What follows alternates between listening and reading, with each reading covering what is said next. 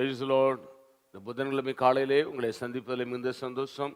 இந்த டிசம்பர் 3ஆம் தேதியிலே உங்களை யாவரையும் சந்திப்பதில் மிகுந்த சந்தோஷம். கர்த்தர் உங்களை அளவில்லாமல் ஆசீர்வதிப்பாராக. இன்றைக்கு 1 ராஜாக்கள் 1ஆம் அதிகாரம் 39ஆம் வசனத்தை நாம் வாசிப்போம். ஆசாரியனாகிய சாதோக்கு தைல கொம்பை கூடாரத்திலிருந்து எடுத்து கொண்டு போய் சாலமோனை அபிஷேகம் பண்ணினார்கள். அப்பொழுது எக்காலம் ஊதி ஜனங்கள் எல்லாரும் ராஜாவாகிய சாலமோன் வாழ்க என்று வாழ்த்தினார்கள். அல்லேலூயா. இந்த சாலமோனை குறித்து நாம் பார்க்கிறோம். இந்த சாலமோன் தாவீதின் குமாரனாகிய சாலமோன், பத்சேபாளுடைய குமாரனாகிய சாலமோன்.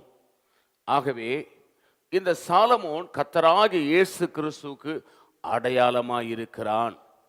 அதனால்தான் ஆசாரியனாகிய சாதோக்கு தைலக்கொம்பை கூடாரத்திலிருந்து எடுத்து கொண்டு போய் சாலமோனை அபிஷேகம் பண்ணினார்கள். அப்பொழுது எக்காலம் ஊதி ஜனங்கள் எல்லாரும் ராஜாவாகிய சாலமோன் வாழ்க என்று வாழ்த்தினார்கள். அல்லேலூயா.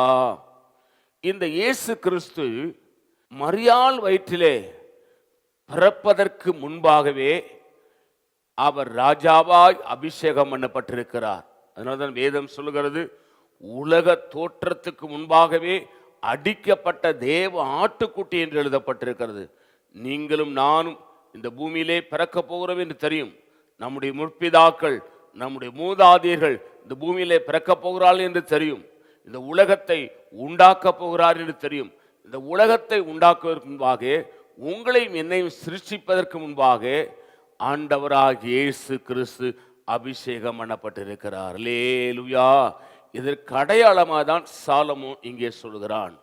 இந்த காலைவேளை அருமை தெய்வ பிள்ளைகளே, நம்முடைய ராஜாவாகிய இயேசு கிறிஸ்து இந்த பூமி உண்டாவதற்கு முன்பும் இந்த உலகத்தை உண்டாக்குவதற்கு முன்பாகவும் இயேசு ராஜாதி ராஜாவாய் அபிஷேகம் பண்ணப்பட்டிருக்கிறார். அல்லேலூயா.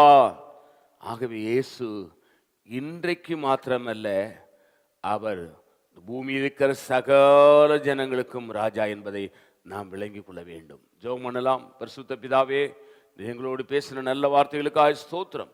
இந்த வார்த்தையின் விடைகளை ஆசீர்வதியும் இயேசு நாமத்தில் வேண்டிக் கொள்கிறோம் பிதாவே. ஆமென். God bless you. கர்த்தர் உங்களை ஆசீர்வதிப்பாராக.